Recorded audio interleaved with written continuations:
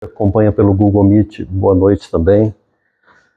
É uma satisfação muito grande sempre a gente poder estar aqui reunidos, né, no Centro Espírita Ressurreição e Vida, rever os amigos, né, principalmente, né, com esse objetivo, né, de compreender um pouco mais da doutrina espírita, de aprofundar as nossas reflexões em torno desses ensinamentos, desse roteiro, né, que nos foi traçado, né. E nesse mês de outubro, tradicionalmente, as casas espíritas fazem mesmo como que uma homenagem a Kardec, né? Não é uma regra, mas tradicionalmente isso acontece. Porque Allan Kardec, ele veio, né, ao mundo, reencarnou no dia 3 de outubro de 1804. Né? Então é o mês de Kardec por essa razão. Né? E ele desencarnou, né, com 65 anos, em 1869, março de 1869.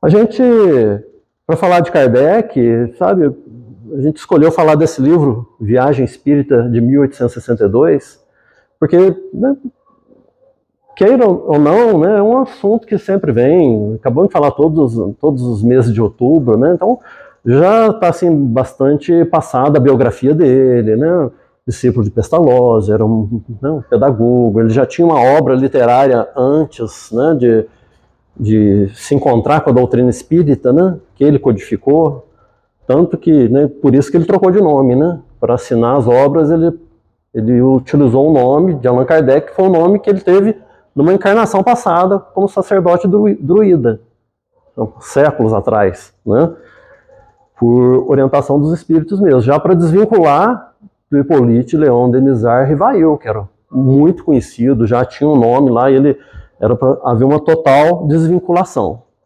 Então a nossa homenagem, né, ele não está interessado nas nossas homenagens, né, mas é importante a gente reconhecer o valor desses missionários, reconhecer realmente a tarefa grandiosa que ele empreendeu. Né? Como nós falamos, ele nasceu em 1804 e ele teve contato com a doutrina espírita em 1854, aos 50 anos de idade, aproximadamente, né? Aos 50 anos de idade. E em 15 anos ele desenvolveu todo esse trabalho da codificação da doutrina espírita, né? Em apenas 15 anos. É um trabalho, é de um volume assim, que a gente não tem aqui como, né, mensurar aqui a gente distante do tempo. Hoje a gente vai falar, né, do livro, é um livrinho, como o nosso irmão Zé Maria falou, né, Viagem Espírita 1862. Mas Kardec tem o primeiro contato, né, com os fenômenos espirituais, que já era um chamamento mesmo para, né, o Consolador Prometido, para esse movimento, que era as mesas girantes. Né? A gente vai fazer um breve aqui, retrospecto aqui, antes da gente entrar propriamente no livro. Né? 1854. Eram fenômenos mediúnicos, né, de efeitos físicos, onde, né, o pessoal usava lá como diversão. Né?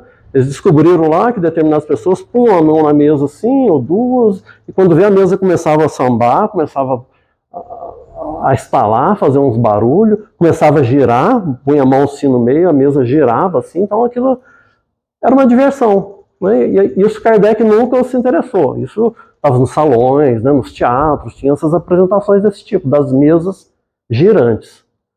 Só que num determinado momento lá, eles descobriram que dava para fazer pergunta para a mesa, entre aspas, né? Que eles, até Kardec chegar ali, eles não tinham a ideia correta do que estava acontecendo ali.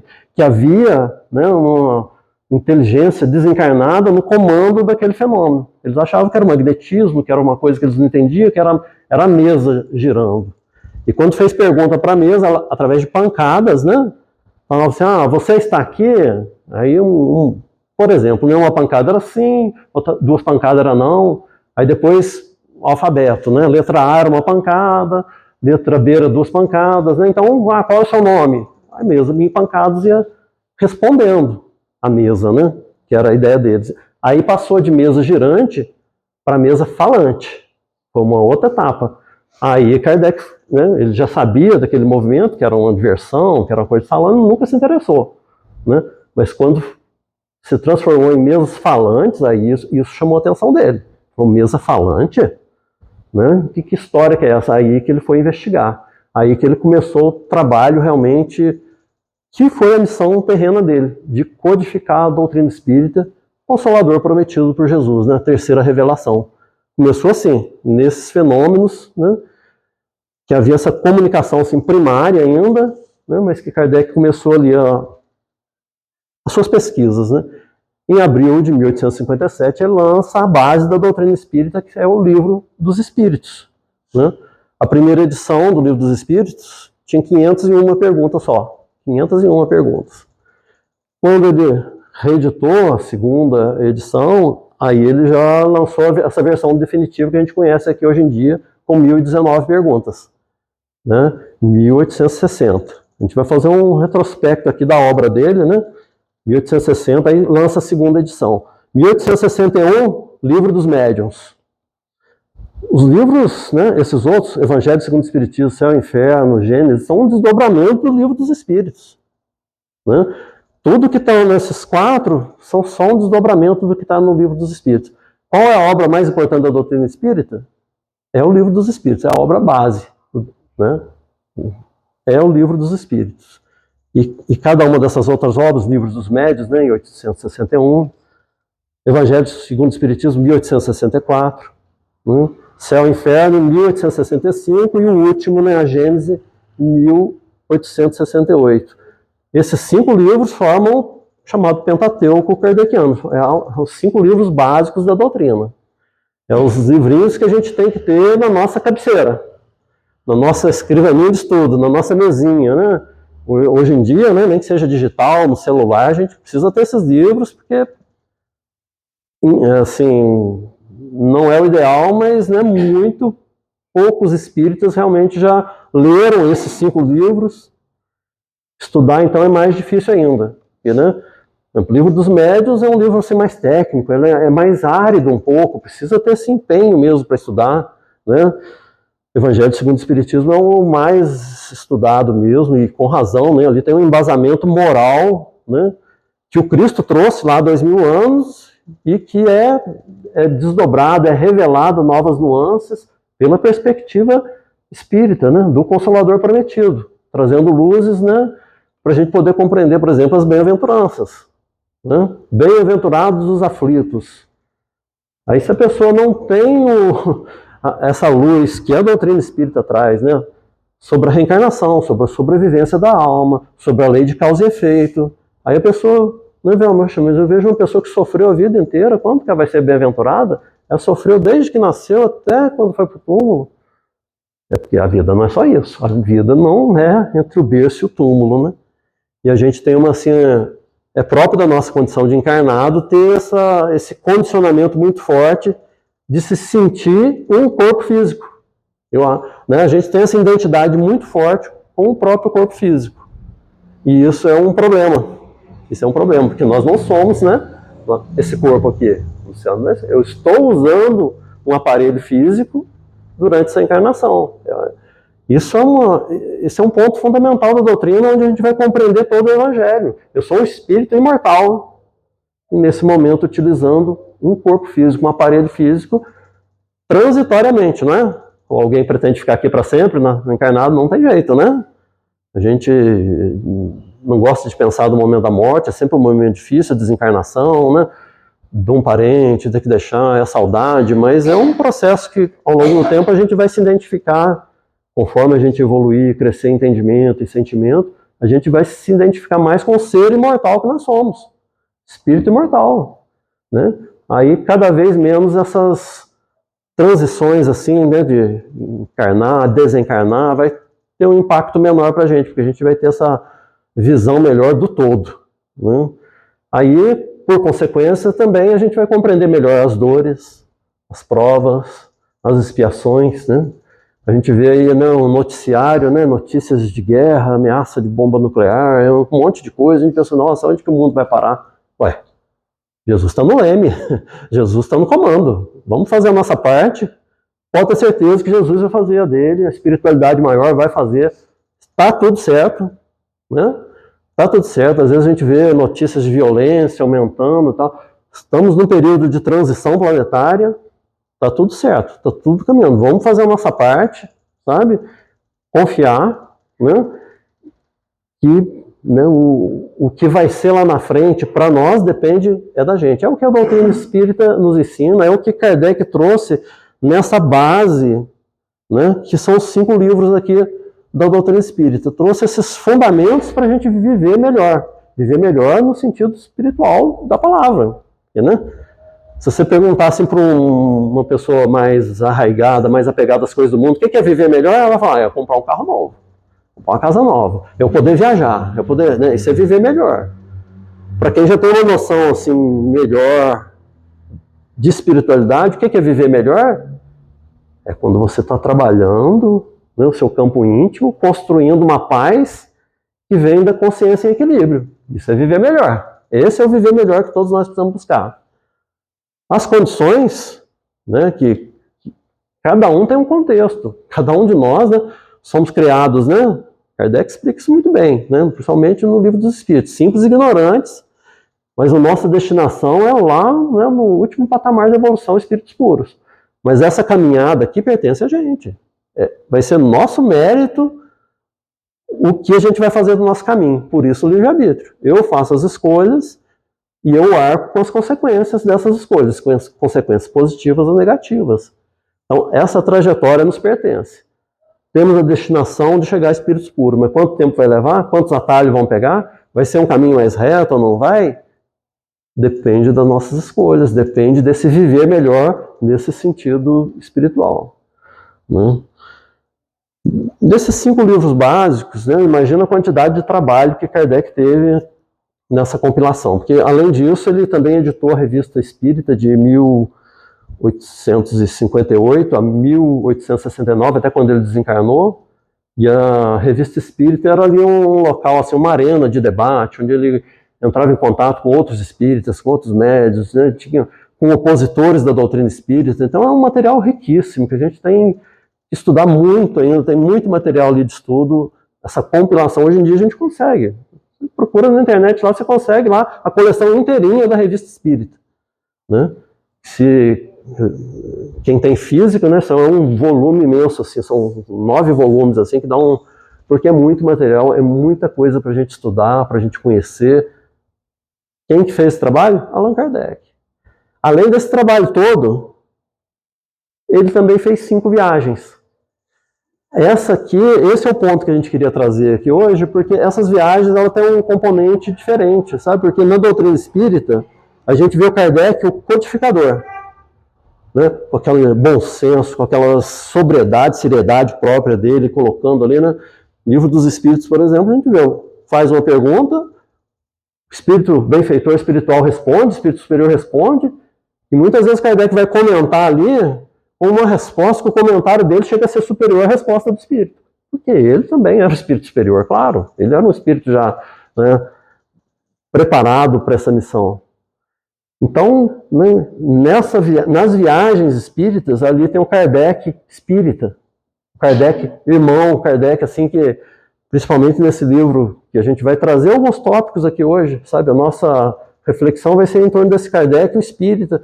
Ali toques de bom humor, assim, de Kardec, sabe, de irreverência, né, que é claro que não cabia nas obras básicas, porque nessa viagem de 1862 foi a maior viagem que ele fez. Ele foi por 20 cidades, foram 7 semanas viajando, né, 700 léguas, né, 5 quilômetros, dá quase 3.000 quilômetros.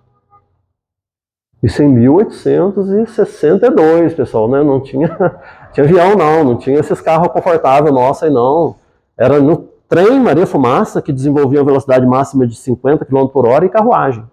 Foi assim que ele fez esses 3.000 quilômetros em 7 semanas, visitando 20 cidades. E o interessante do livro é que, né, esse Viagem Espírita 1862, que lá estão os discursos que Kardec fez nas cidades de Lyon e Bordeaux. O discurso era como eram as palestras lá. No Brasil também era assim, até a década de 50, não era assim, o palestrante chegava e falava, ele trazia por escrito o que ele ia desenvolver, o tema, e chegava aqui na frente, ele fazia o discurso, ele lia. Era assim nos primórdios da doutrina espírita. Né? A partir dos anos 50 que foi mudando, que realmente não, assim, parecendo uma conversa informal, assim, é melhor, né? É mais assimilável, mais palatável por todos nós. Então, lá no livro Viagem Espírita 1862, tem as palestras que Kardec fez nessa viagem.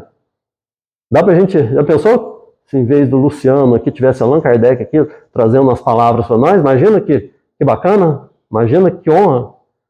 Mas é o que o livro nos proporciona. Então a gente vai pescar alguns temas assim do livro, que Kardec falou nessas palestras, a gente vai fazer algumas reflexões, a gente não vai ficar com muita leitura, mas vamos dar umas pinçadas assim, e essa vai ser a nossa homenagem, refletir no que ele falou lá 162 anos atrás, né? Estou ruim de conta, mas acho que é mais ou menos isso, né?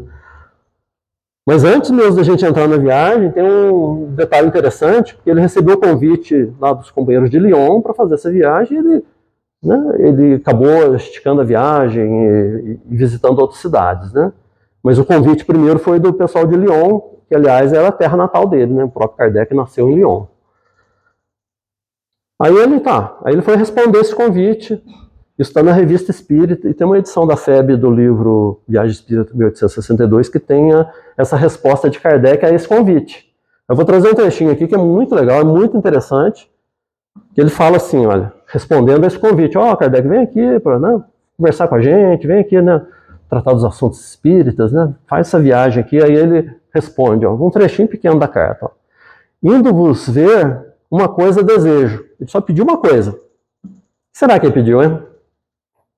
Uma coisa desejo, que não haja banquetes. Ele não queria festa, não queria comer, não queria confraternização.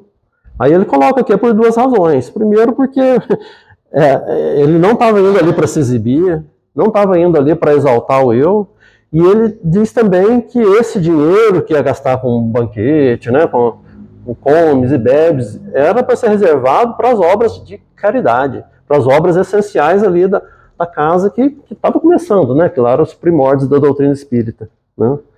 Aí ele fala assim, não venho receber homenagem, mas para conversar convosco, consolar os aflitos, encorajar os fracos, ajudar-vos com os meus conselhos naquilo que estiver em meu poder fazê-lo, e que de mais agradáveis poder me oferecer é o espetáculo de uma união boa, franca e sólida. Ele não quer banquete, não quer homenagem, ele quer o quê? Fraternidade. Deixa eu chegar aí, deixa eu ver todo mundo se tratando como irmãos. Olha que coisa bacana, né? Que coisa, né?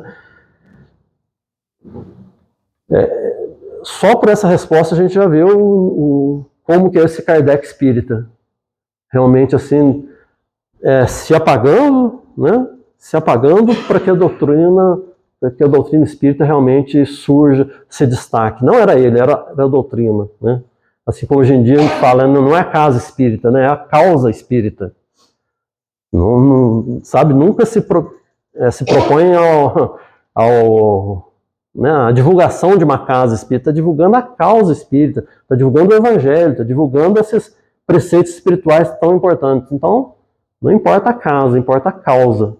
Mas é claro que a casa espírita, né, por exemplo, essa estrutura aqui, está nos dando essa possibilidade de a gente reunir, de trabalhar, de estudar a mediunidade, né? Então a gente precisa desse instrumento, mas a causa espírita sempre primeiro. Aí nesses temas assim, ele fala lá que ele tinha 2 objetivos nessas viagens, né? Aí já estamos propriamente no livro e trechos que eu pesquei das palestras dele. Ele tinha dois objetivos que ele fala. Dar instruções onde fosse necessário, né? Porque pensa bem, né? O Zé Maria, a Emília, né? Quantas dúvidas que não surgem aqui dia a dia, né? Eu já tive ligado assim em direção de uma casa, a gente sabe que é complicado, a gente estuda, a gente lê, eu estou falando no aspecto doutrinário, não estou falando nem no aspecto administrativo, no aspecto doutrinário. Quantas vezes a gente fica na dúvida? Mas o que é certo fazer? O que não é, né? É difícil, são tantas nuances, são tantas questões, né? Kardec se propõe ali dar essa instrução pessoalmente, assim, para aquele início dos trabalhos, né? Esse era um dos objetivos. O outro, ele coloca aqui, de me instruir ao mesmo tempo. O codificador da doutrina falando, eu vou visitar aí porque eu também preciso aprender. A gente precisa junto caminhar. É uma lição assim, de humildade. Ele realmente, até pela condição de espírito superior, ele realmente compreendia que ele está o tempo inteiro também aprendendo. Ele está o tempo inteiro necessitando assim, dessa iluminação. Às vezes a gente não, né? Lá em São Lourenço, muito tempo, assim, a gente participou da reunião de desobsessão, né? 20 anos. Reunião de desobsessão, reunião mediúnica, né? E tinha, assim, uns médios, assim, mais antigos, assim, que, nossa, trabalhava 30, 40 anos, né? E o pessoal tinha uma resistência muito grande a estudar. Eles achavam que a experiência mediúnica suplantava o estudo. Eles acham que tudo, não, o que está no estudo, né, 40 anos de mediunidade. É um equívoco. É um equívoco, sabe? A mediunidade ali, o trabalho da caridade com os irmãos enfermos, que na verdade é um trabalho com a própria equipe, né? Os irmãos que são atendidos, a grande parte deles são ligados ao próprio núcleo ali de trabalho, né? Aquela equipe, né? Mas o principal beneficiado é a pessoa, mas no socorro. Agora, o esclarecimento tem que buscar na doutrina, tem que ter esse esforço, né? Kardec está dando esse exemplo aqui. Ele, né, já lançou as bases da doutrina espírita, já tinha, né, feito a segunda edição do Livro dos Espíritos, já tinha lançado o que é o Espiritismo, né, o Espiritismo em sua expressão mais simples, já tinha lançado aqui nessa época, e está indo lá, não, eu vou aí que eu preciso aprender também, eu preciso junto caminhar. Essa tem que ser sempre a nossa meta, está sempre aberto a aprender, aberto a trocar informações, a trocar experiência, né?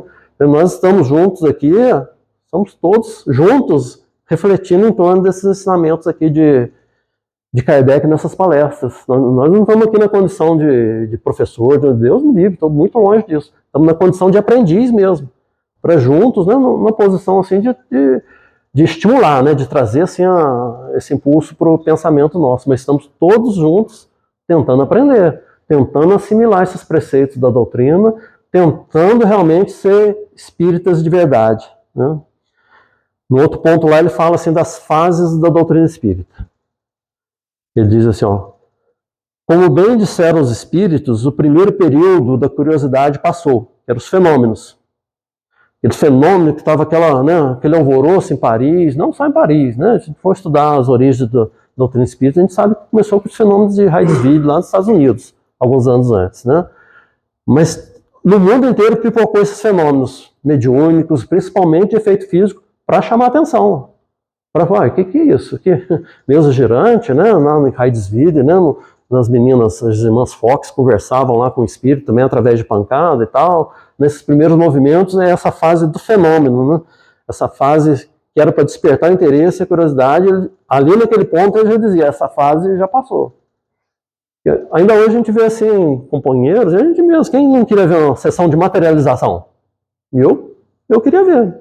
Imagina que coisa incrível que não deve ser lá aquela reunião, quando vê um materialismo, um espírito luminoso ali, vem falar com você, aperta sua mão, te traz uma rosa por transporte. Pensa bem que coisa maravilhosa que não seria. Mas essa fase já passou. Ainda ocorre assim, esporadicamente, muito isoladamente, assim, mas já passou essa fase do fenômeno para chamar atenção, da curiosidade. Aí ele diz aqui, ó, estamos agora, 1862, né, no segundo período da filosofia. Filosofia é, né, o tríplice aspecto da doutrina espírita, né? Filosofia, ciência, religião. Ou seja, refletir em torno daquilo ali que a gente está vendo. Tá ali a mesa, né, falando, né, por pancadas que é um espírito. Qual que é a implicação disso? Qual que é a implicação disso? Sabe, filosoficamente, né, ele estava nessa fase, tanto que é a base da doutrina espírita, né? O que implica nisso? É só um fenômeno legal? É só bacana? Não. Aquele espírito ali sobreviveu ao corpo. E ele, por esse mecanismo mediúnico, ele está podendo, pela bondade e misericórdia divina, comunicar com o encarnado. Isso aí tem implicações, assim, gigantescas, né? Isso aí é um... Se a gente olha só para o fenômeno, é uma coisa. Se a gente olha para o resultado filosófico, para o resultado espiritual disso, é outra coisa, né? Lá em São Lourenço, há uns anos atrás, tinha umas reuniões, tinha um vinho médio de Uberaba, Celso, né, de Almeida Afonso, Celso médio muito famoso, muito conhecido, né, diversos livros, ele recebia cartas de familiares, né? Foi na década de 90, comecinho dos anos 2000, aí tinha, o Hotel Primos funcionava lá ainda e tem um salão gigantesco lá, então era lá que eram feitas as reuniões de psicografia, né? Tinha palestra pública e ele ia psicografando. Lá ficava cheio, ficava lotado, né? Quase 1000 pessoas naquele salão. né? E a gente lá, assim, a gente viu o salão cheio, né? Grande parte, né? Uma porcentagem grande era o pessoal da cidade lá de São Lourenço, que a gente conhecia, né? E aquelas cartas de pessoas conhecidas da cidade, médicos, né? Que todo mundo conhecia, jovens que desencarnaram prematuramente pelo nosso ponto de vista terreno aqui. Então eram cartas assim que o pessoal chorava, o pessoal assim, era emocionante, era uma coisa, né? Aí a gente lá assim, eu via aquela multidão, todo mundo emocionado, você pensava assim, no dia seguinte as casas espíritas vão estar tudo cheias, vai ter nada. Foi embora, acabou. Essa coisa de fenômeno atrai, tem curiosidade, é meio que o fogo de artifício, sabe? Você vê os fogos de artifício, nossa, que bonito, que maravilhoso, olha que maravilha, mas não tem implicação moral, não tem impacto lá dentro, ou numa pequena parcela. Porque o fenômeno ele sempre chama muita atenção, sempre. Mas ele falou, essa fase da curiosidade já passou, a da filosofia já está ali a base na doutrina espírita, aí ele fala no terceiro ponto aqui, né? O terceiro período começará em breve, será o da aplicação da doutrina na reforma da humanidade. Essa já começou.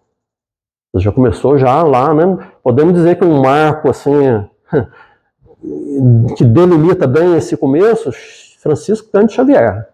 A obra dele realmente foi exclusivamente para a aplicação dos preceitos espíritas nesse aspecto moral de melhoria da humanidade, né?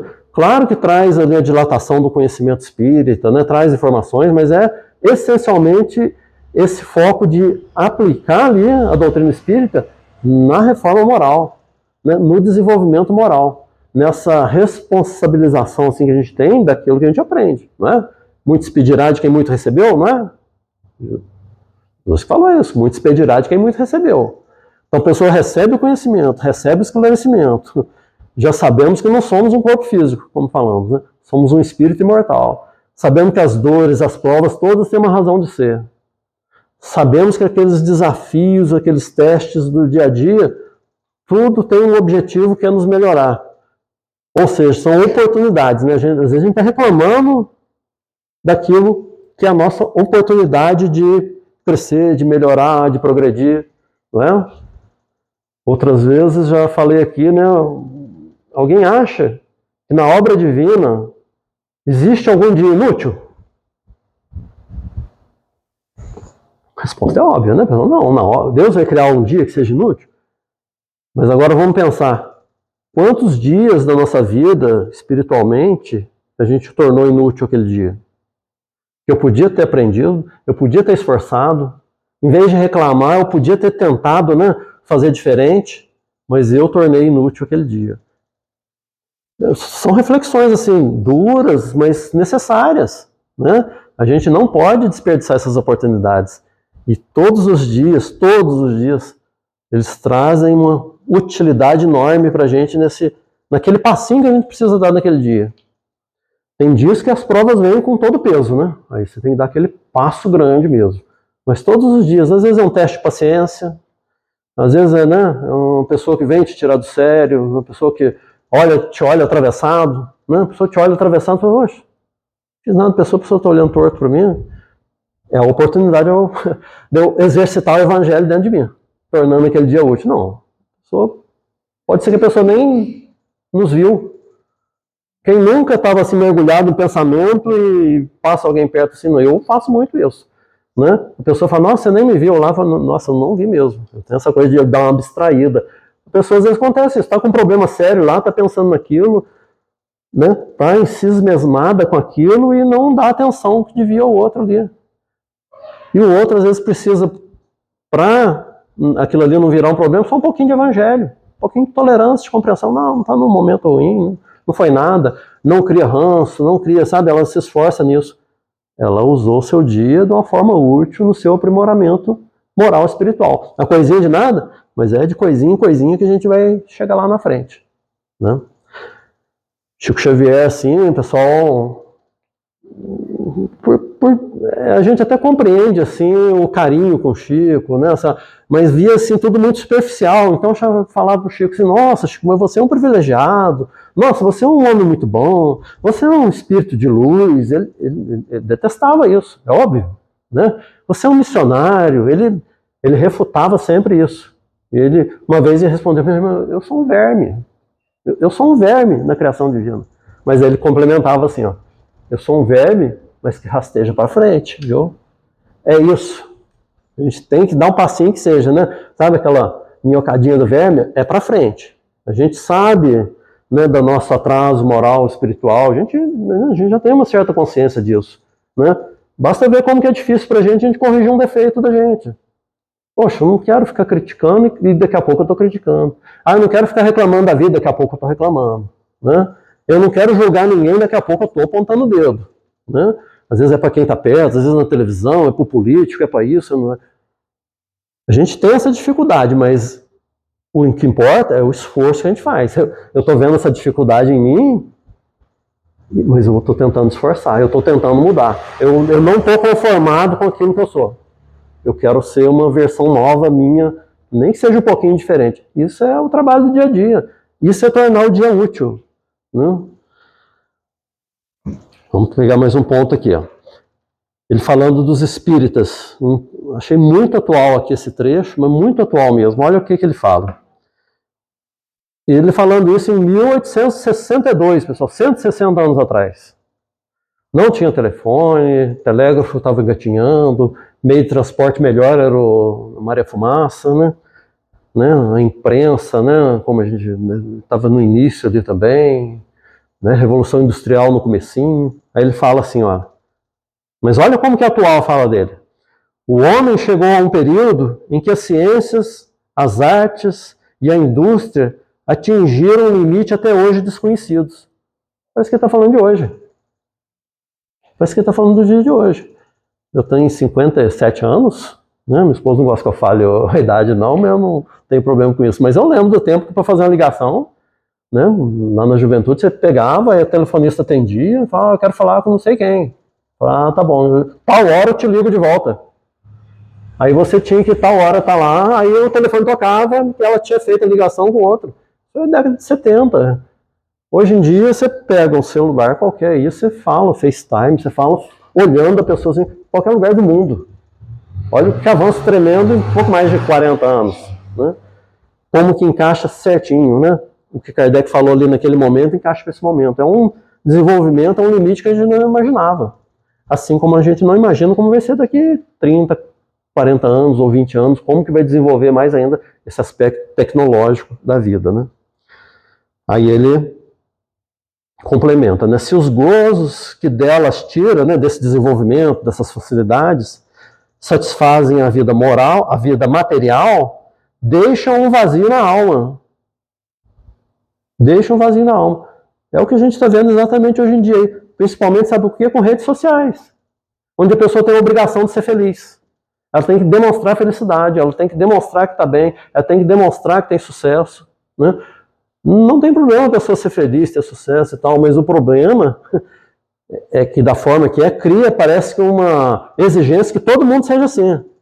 Você não vai mostrar a viagem que você fez? Você não vai mostrar seu sucesso? Aí a pessoa entra em depressão, entra em ansiedade, principalmente os mais jovens, né?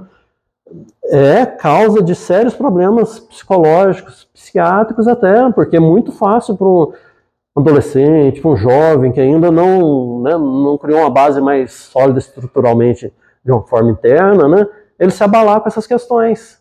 Ele acha que realmente aquele ali é o parâmetro. Aí a importância do evangelho, né? Do culto do evangelho no lar, evangelização, né? Da juventude, né? Aí a causa espírita, dentro da casa espírita, tem que dar esse apoio, né? É a proposta, né? Que acaba sendo uma oportunidade de trabalho para todos nós, né? Deixando o nosso dia com aquela possibilidade de ser cada vez mais útil. Kardec continua, de satisfazem a vida material, deixam um vazio na alma. O homem aspira a algo melhor, sonha com melhores instituições, que a vida, a felicidade, a igualdade, a justiça seja para todos. A gente tem esse anseio, né? Quem não tem anseio no mundo mais tranquilo, de você caminhar mais sossegado, né? Das coisas não serem tão difíceis, né? Todo mundo tem esse anseio. Mas dentro dessa ótica que a gente se distrai com as questões materiais, com esse desenvolvimento, sem cuidar do aspecto espiritual. Porque essa transformação ela vai vir. Esse mundo melhor aqui, né, essas melhores instituições, essa melhor condição, essa felicidade, pelo menos relativa que terreno, ela vai chegar com o mundo de regeneração. E a gente já sabe que já está nesse processo, né? O planeta já está, é informação da doutrina espírita, a gente já sabe. Está na transição já de planeta de provas e expiações para um mundo de regeneração, onde vai ser esse aspecto aqui. Ainda vai ter luta, mas vai ser completamente diferente, já sem as provas e as expiações que são necessárias ao nosso atual estágio evolutivo. Nós ainda precisamos dessas provas e expiações. Como que o planeta faz essa transição? É a humanidade fazendo a transição. É cada um de nós transitando. Né? O planeta, materialmente, não vai se transformar, não vai ter terremoto, não vai ter, né? Sabe, não vai cair um meteoro, não é nada disso. Essa transição é da humanidade, passando realmente para um patamar superior de crescimento, de evolução, onde a fraternidade vai realmente ser assim, uma necessidade e um objetivo de cada um no mundo de regeneração. E a gente está chegando, pessoal, a gente está chegando. Né? Vai levar quanto tempo assim, para consolidar mais isso? É pouco tempo, sei lá. Não. O pessoal chuta assim, mais 400, 500 anos, a gente vai ver isso bem estabelecido aí. Parece muito tempo, eu falo, nossa, mas 500 anos. Aí a gente está olhando com aquela ótica do corpo físico, do plano físico. E a gente está esquecendo que nós somos espíritos imortais. E uma encarnação aqui na Terra, por mais longa que seja, 100 anos, é um segundo na eternidade do espírito. É um segundo. 500 anos é amanhã. Né? Só que, lembra a utilidade de cada dia? A gente tem que tornar útil cada dia. A gente tem que fazer a nossa parte em cada dia. Né? A nossa parte da transição planetária é a nossa própria transição, né? Nos tornando assim um espírito regenerado ou se esforçando para regenerar, né? A gente fica falando, o tempo voa, né? Vou ter que pular uma porção de coisa aqui, porque tem vários pontos assim que eu tinha destacado aqui, mas uma limitação do tempo, e lá no final do livro tem umas perguntas que o pessoal fazia. Né? Terminou a reunião, o pessoal vinha perguntar para Kardec, ele registrava aquilo e registrou a resposta dele também. Né?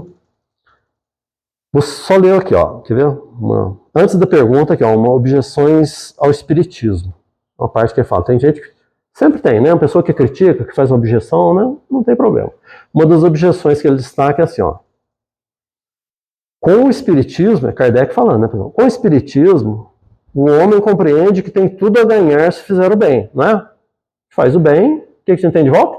O bem, né? Tá. E tudo a perder se praticar o mal. Óbvio, né? Plantei o mal, quem que vai colher esse mal? No tempo e no espaço? Pode ser que eu plantei esse mal querendo um benefício imediato, né? Eu fui ali e roubei não sei o que do meu irmão, porque eu não estava afim de trabalhar, então eu roubei, eu tenho ali aquele benefício, mas é claro que eu plantei o mal e eu vou colher esse mal no meu caminho, né? Ele continua aqui, né? Fiz o bem, eu ganho o bem. Fiz o mal, eu vou receber o mal no tempo e no espaço. Ora, entre a certeza de perder e ganhar, a escolha não pode ser duvidosa, né? Claro, quem que quer o mal para o seu caminho, né? A gente quer o bem, então plantemos o bem. Mas aí ele continua aqui, ó. Prevejo uma objeção que, segundo essas ideias, pode ser levantada.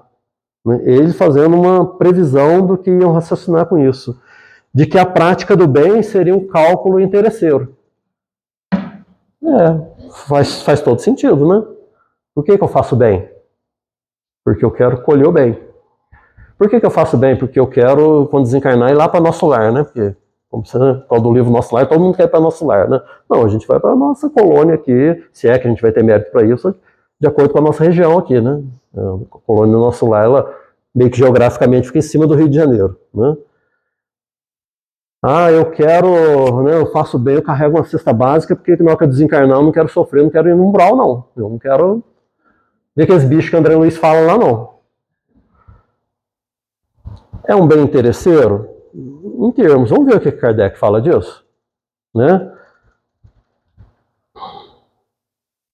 Cálculo interesseiro. Kardec falando sobre isso. É um cálculo interesseiro, você fazer o bem esperando o bem? Olha a lucidez desse homem, né? Porque a resposta não é simples assim, não. Ele fala, ó, realmente haverá maior mérito em fazer o bem espontaneamente. Né? Apóstolo Paulo, né? Ainda que eu falasse a língua dos homens e dos anjos, né? se eu não tiver amor, né? Não adianta eu dar meu corpo para ser queimado, dar meus bens ao pobre, não adianta. Ele está falando disso. A intenção sua é fazer o bem? Aí adianta. Agora você está dando seu corpo para quê? Para, né? Para se destacar? Para ser, né? Morrer como Marte? Não é caridade. Essa a intenção de fazer o bem que torna esse bem uma caridade. Porque senão pode ser algo interesseiro. Mas Kardec continua. Fez espontaneamente sem pensar nas suas consequências. Mas nem todos os homens chegaram a esse estágio. Nós não chegamos nesse estágio de fazer o bem pelo bem, não. Não chegamos. Né? E o que mais vale é praticar o bem com esse estimulante do que não praticar. Então, né, se for raciocinar assim, não, mas eu estou pensando aqui em receber o bem lá na frente, então eu não consigo praticar o bem. A gente precisa fazer isso sim.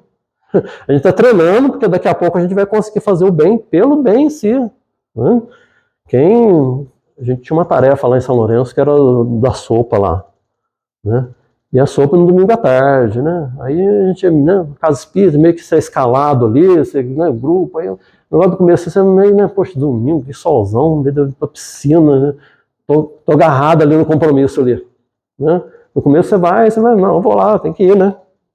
Esse bem interessado aqui, né? Tem que ir, que senão, né, como é que faz, né? O que eu vou, né? Como é que depois eu vou pedir alguma coisa pro benfeitor lá, né? Se eu nem a sopinha eu tô fazendo aí, uma vez no mês, né? Não é todo domingo, não, uma vez no mês, tá?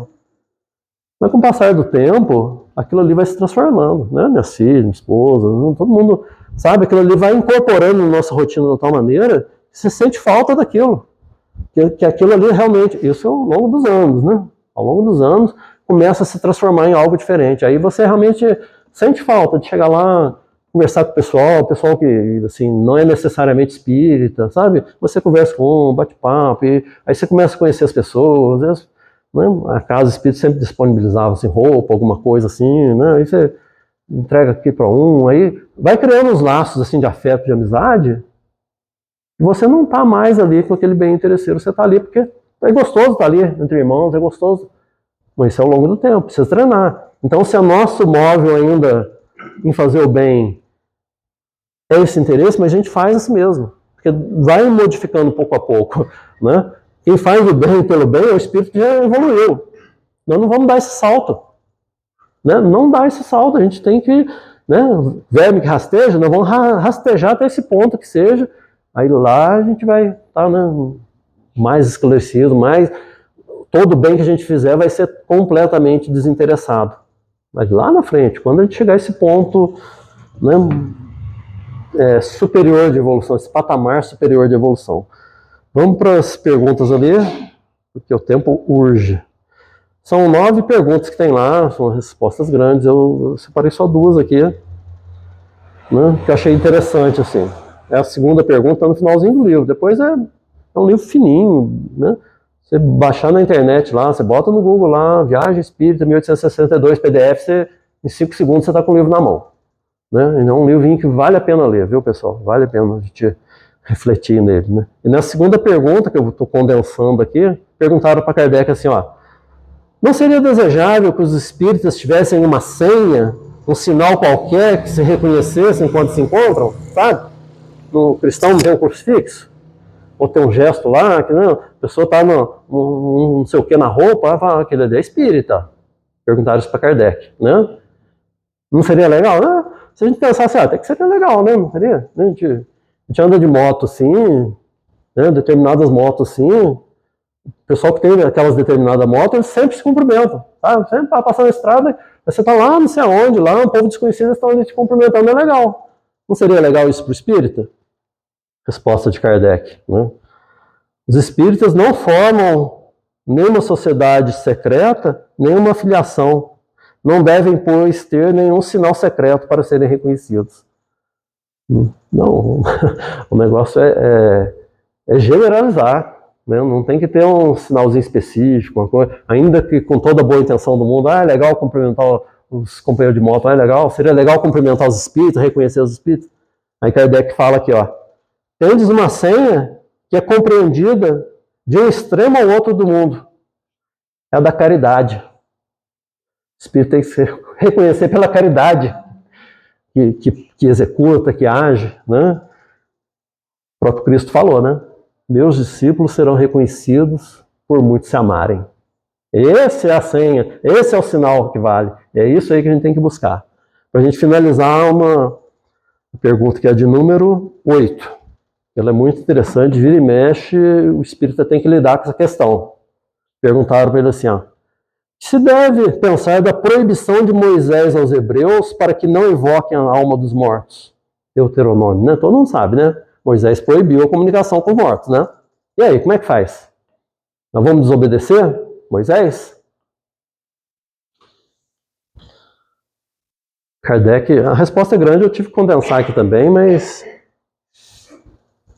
ele é muito perspicaz, é muito inteligente, né? Então, Moisés proibiu a comunicação com os mortos, né? Proibiu. Tá. Aí Kardec fala assim, olha, a primeira consequência a tirar dessa proibição é de que é possível comunicar com os mortos. Ou seja, essa proibição é uma constatação da certeza da comunicabilidade dos espíritos. Né? No direito, lá, a gente tem uma expressão que é não se proíbem condutas impossíveis. Né? Ninguém vai proibir assim, é proibido ir na Lua, viu, pessoal? Não pode ir na Lua, hein? Não pode, tem uma lei aí. Não precisa, né? Ninguém vai conseguir ir na Lua, ninguém vai, né? Agora, proibido pisar na grama. Então, aquilo que é possível é proibido. Se Moisés proibiu, era por causa dessa possibilidade. O próprio Kardec, né, ele fala aqui assim, olha, proibição, a primeira consequência a tirar-se dessa proibição é que é possível evocar as almas dos mortos e com elas conversar. Porquanto a proibição de se fazer uma coisa implica na possibilidade de fazê-la. Ou seja, às vezes vem os opositores, né, vem algum irmão assim, querer agredir a doutrina falando exatamente isso. Mas você está dando uma prova que a comunicabilidade é um fato. Desde Moisés, né? Quase 4.000 anos atrás, 3.700 anos atrás, já era uma realidade. Né? Aí Kardec faz a ressalva, porque de fato Moisés proibiu e essa proibição vale até hoje. Essa proibição é válida até hoje, do abuso da comunicação. O que acontecia lá no tempo de Moisés? Né? Descobriram a pitonisa, né? A pitonisa era o termo para o profeta ou para o médium, né? Um termo moderno, né? Descobriram lá que podia conversar lá com a pitonisa e ela ia entrar em contato com os mortos e responder questões. Aí começou o contato lá. Mas daqui a pouco o povo estava lá fazendo fila para perguntar, olha, eu vou comprar essa cabrita aqui, mas ela não está doente, não? Sabe? Banalizou a coisa assim, o rapaz fala, eu tô querendo casar com aquela moça lá, mas será que ela é legal? Será que não vou ter problema não? Né? Sabe? Era essa banalização que foi proibida e que é proibida até hoje. A gente não vai, né? Eu tenho um problema para resolver, eu tenho uma questão, eu não sei se eu faço, se eu não faço. Deixa eu ir ali perguntar pro médium, ele, né, incorpora lá o benfeitor, ele vai me falar se eu faço ou não faço aquilo. Olha, uma quantidade imensa de espíritas ainda fazem isso, querem o aval do benfeitor, o aval da espiritualidade para tomar essa ou aquela decisão. E muitas vezes tem a resposta. Não é do benfeitor, né? Mas porque a gente aprende no livro dos médiuns, né? Sempre vai ter um espírito para vir responder. Né? Porque o benfeitor mesmo, aquele espírito da elevação, ele não vai assumir o nosso lugar ali no livre-arbítrio para tomar uma decisão, para fazer uma escolha. Jamais, jamais. Agora, o espírito leviano, o espírito, dá palpite em tudo. Fala assim, não, vai fundo que...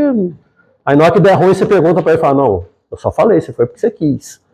É desse jeito. Né? O espírito leviano, ele dá resposta em tudo, dá palpite em tudo. Né? Tem um caso muito interessante no livro dos médiuns, né, pessoal? Que, né, tinha uma casa lá, tinha um ninho de passarinho na casa, e o ninho ficava perto da janela assim, então o dono da casa via, nossa, ninho de pitacilgo e tal, não sei o quê, né? E ele ali foi acompanhando, tinha um ovinho, né? Foi acompanhando o processo ali assim, né? Aí um dia, quando vê, tava lá no chão, né, um ninho com os ovinhos, ele ficou triste, ele foi perguntar pro médico, o que aconteceu? O que aconteceu? Adivinha quem veio responder? Mamãe Pintacilgo. Está no livro dos médios, pessoal. Mamãe Pintacilgo veio responder. Né? Aí Kardec pergunta assim, essa história aí, ele conhecia a pessoa, conhecia o médium, ele não sabia que eram pessoas assim, né? Aí ele foi perguntar para São Luís, né? O que está acontecendo aqui, né? Mamãe Pintacilgo respondendo, né? Aí São Luís fala para ele assim, ó, invoqueis uma pedra e a pedra vai te responder. Esse é o perigo dessa comunicação desenfreada. Por isso a proibição de Moisés ela é válida até hoje. Tem que ter responsabilidade, tem que ter bom senso, tem que ter realmente a gente assumir a nossa posição aqui no mundo. Eu tenho decisão para tomar, eu posso pedir uma luz para o alto, eu posso pedir, me dá força, Senhor, me dá uma, né, me dá uma luz no sentido de eu ver claramente essa situação, de eu realmente fazer. Nem é tão difícil assim, viu, pessoal, de tomar essa decisão. Nem é tão difícil assim. A decisão certa é sempre o caminho mais difícil. A porta estreita que Jesus falou. Você quer escolher qual? A porta larga ou a porta estreita? Né? Jesus falou, quer me seguir? Toma a tua cruz e vem. Parece ser fácil tomar a cruz e seguir? A gente está com uma dúvida ali, a gente está com um problema ali, a gente tem que tomar uma decisão. Normalmente o mais certo vai ser aquilo mais difícil, aquilo que vai exigir mais, que vai realmente pedir acréscimos assim de abnegação, de renúncia, de sacrifício até. Né? E é aí que a gente precisa da prece pedir o amparo do alto, me dá força para eu tomar a decisão certa, me sustenta aqui nesse momento, eu preciso fazer o certo. Os espíritos, os nossos benfeitores, espíritos familiares, não vão tomar a decisão para a gente, mas vão nos apoiar sim. Vão nos apoiar. Porque também se eu pender para o lado mais fácil, para a porta larga, caminho largo, eu também vou ter espíritos me apoiando nessa decisão. A gente sabe que vai ter. Né? Há sempre um equilíbrio de forças, sabe? Tem os nossos irmãozinhos, obsessores, né? nos querendo nos induzir ao mal, nos querendo induzir à omissão, a estacionar, tem. A quem que eu vou ouvir? Aí o livre-arbítrio que vai falar. Eu quero ouvir quem? O benfeitor que está me estimulando ali, olha, sacrifica, meu filho, faz o mais difícil. Né? Não basta ter razão, a gente precisa ter caridade. Não é assim, ó, o lema da doutrina espírita não é fora da razão, não há salvação, é assim? Não adianta a gente ter razão se eu estou arrasando com o outro. É fora da caridade, não há salvação. Fora, né, desse interesse, desse exercício do bem pelo bem, não tem salvação. Então, sempre o caminho mais certo vai ser aquele mais difícil, né? Mensagem final aqui de Kardec, né? Espíritas, sois os pioneiros dessa grande obra. A obra de regeneração do mundo, de transição, de transformação. Né? Todo mundo vai ser espírita um dia? Não é isso, pessoal, não é isso. Né? Os conceitos, as luzes da doutrina espírita um dia vai abarcar todo mundo. Mas não vamos pensar que vai pasteurizar todo mundo vai ter esse espírito do lado, vai acabar. Não é assim. Quando a gente pensa assim, a gente está olhando essa posição nossa de encarnado aqui, tentando ver o mundo por essa ótica. Né? Mas os preceitos da doutrina, que na verdade são os do Cristo, esses sim vão estar generalizados, esses sim vão estar, sabe, ser o lugar comum da humanidade, né? Na religião de cada um. Né? É um trabalho que já começou, né, há séculos, né, tem, né, 1,5 século e vai pelos séculos do futuro. Né? Finalizando, Kardec fala, pregai por palavras, mas sobretudo, pregai pelo exemplo. Francisco de Assis, né, ele construiu a obra dele lá, né, na cidade de Assis, né, na Idade Média, né,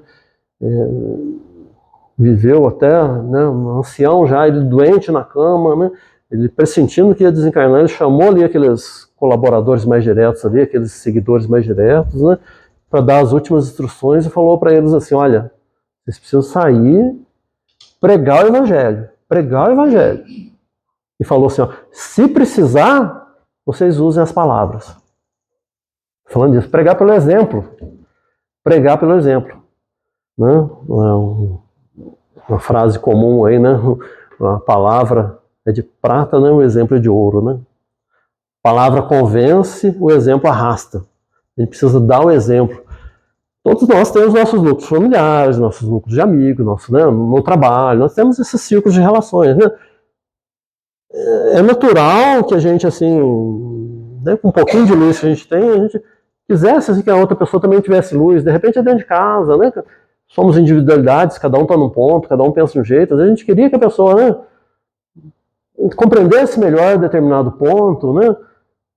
Não vai ser falando, não vai ser pregando, né? Quando a palavra ajudar, usa a palavra. mas é o exemplo, através dos anos, através das renúncias, do sacrifício, que vai fazer realmente a diferença, que nós vamos nos tornar esse pregador aqui que Francisco de Assis falou, Kardec falou, que o próprio Cristo também nos falou, né? Que a gente consiga forças no Evangelho, nessa doutrina espírita codificada por Kardec, para a gente cada vez fazer melhor essa nossa parte, nessa nossa caminhada evolutiva, nesse nosso rastejar, mas para frente, hein, pessoal? Sempre para frente. Vamos confiar que vai dar certo e vamos pedir um amparo do alto. Muito obrigado, viu, pela atenção de todos, obrigado pela oportunidade dos irmãos da casa, né? Desculpa a correria, mas é que o tempo precisa ser respeitado, né? Boa noite a todos.